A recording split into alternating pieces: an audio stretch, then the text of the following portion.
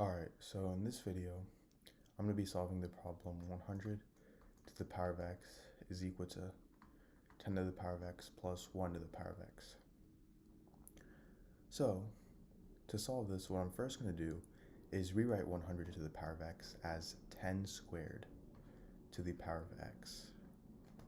So now this is equal to 10 to the power of x plus 1 to the power of x.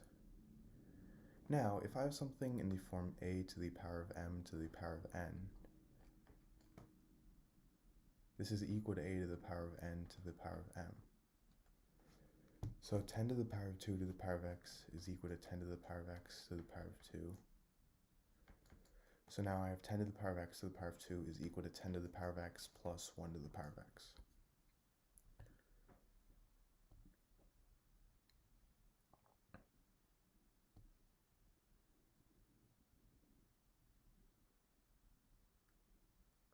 Now, if I have something in the form, 1 to the power of any number is just going to be 1.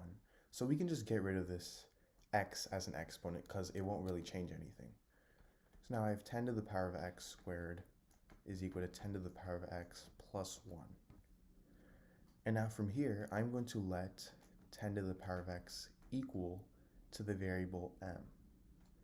So now I have m squared is equal to m plus 1. And this turns into m squared minus m minus 1 is equal to 0. Now I'm going to use the quadratic formula to solve this. So the quadratic formula is negative b plus or minus the square root of b squared minus 4ac all over 2a. So in this case, a is 1, b is negative 1, and c is negative 1. So I get m is equal to negative of negative 1 plus or minus the square root of negative 1 squared minus 4a which is 1 times c, which is negative 1, all over 2a, so 2 times 1. And this turns into positive 1 plus or minus the square root of plus 4 over 2, which is equal to 1 plus or minus the square root of 5 over 2. So this is the value of m. And to be precise, the two values of m are 1 plus the square root of 5 over 2 and 1 minus the square root of 5 over 2. Now, remember how we let m equal 10 to the power of x. So 10 to the power of x is equal to 1 plus the square root of 5 over 2, and 10 to the power of x is also equal to 1 minus the square root of 5 over 2. So for my second equation over here, 10 to the power of x is equal to 1 minus the square root of 5 over 2. Well, 1 minus the square root of 5 over 2 is a negative number. And you can't take the power of a positive number and make it equal negative, meaning there's no solution to this equation. So we are only left with 10 to the power of x is equal to 1 plus the square root of 5 over 2. And to solve this, I'm going to take the log on both sides. So I get log 10 to the power of x is equal to log 1 plus the square root of 5 over 2.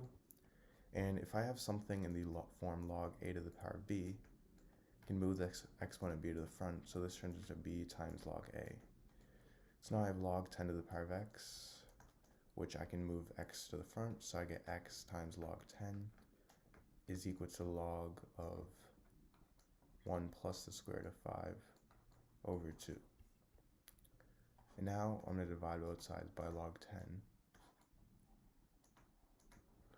So then these two cancel out, and I get x is equal to log of 1 plus the square root of 5 over 2 over log 10. And log 10, if you guys already know, is equal to 1. So this turns into log of 1 plus the square root of 5 over 2 over 1, which is the same thing as log of 1 plus the square root of 5 over 2. There's no need to include the over 1 because anything over 1 is itself. So this is my solution to this equation.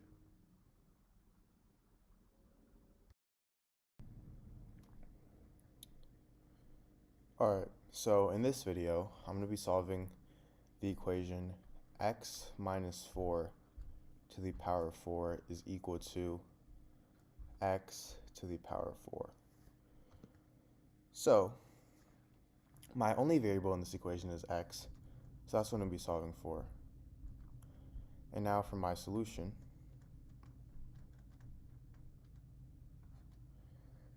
What I'm first going to do is rewrite this equation as x minus 4 to the power of 2 times 2 is equal to x to the power of 2 times 2.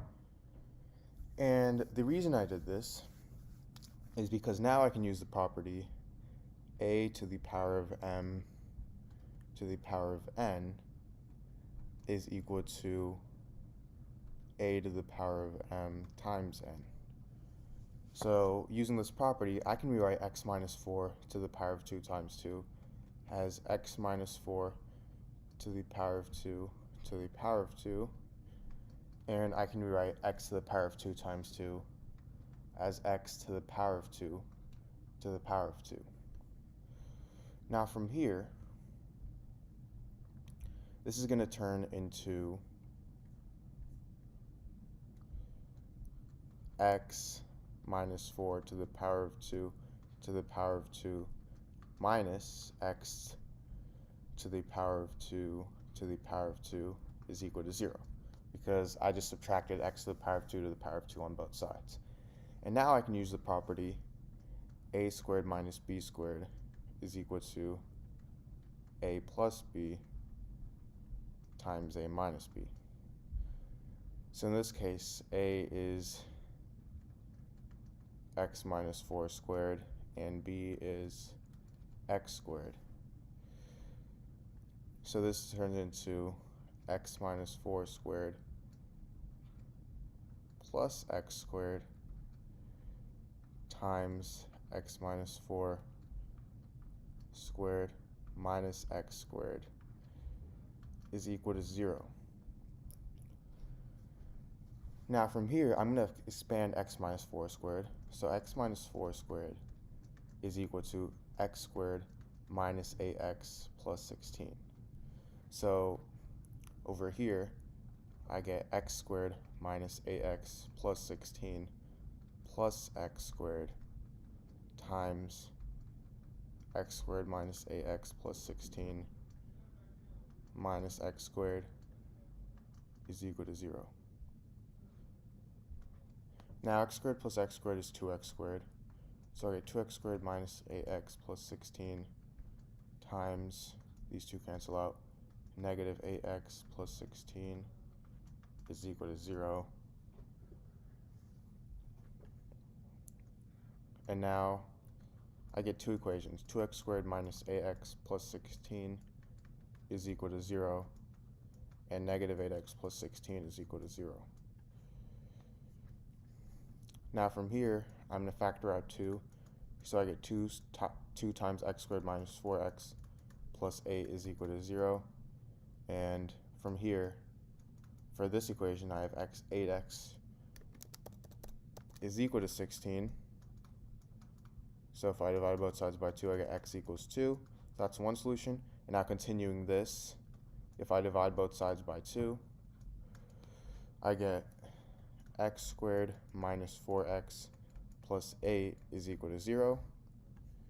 And if I use the quadratic formula, which is negative b plus or minus the square root of b squared minus 4ac all over 2a. In this case, a is 1, b is negative 4, and c is 8. So I have x is equal to negative of negative 4 plus or minus the square root of b squared, so negative 4 squared, which is 16, minus 4 times a, which is 1, times c, which is 8, all over 2a, so 2 times 1. And this turns into 4 plus or minus the square root of 16 minus 32 over 2, which turns into 4 plus or minus the square root of negative 16 over 2. So now, the square root of negative 16, I can rewrite that as the square root of 16 times the square root of negative 1 over 2, and the square root of negative 1 is equal to I. So I get x is equal to 4 plus or minus the square root of 16i over 2, and the square root of 16 is equal to 4, so I get x is equal to 4 plus or minus 4i over 2, which turns into 2 plus or minus 2i. So my three solutions of x are x is equal to 2 plus 2i, x is equal to 2 minus 2i, and x is equal to 2.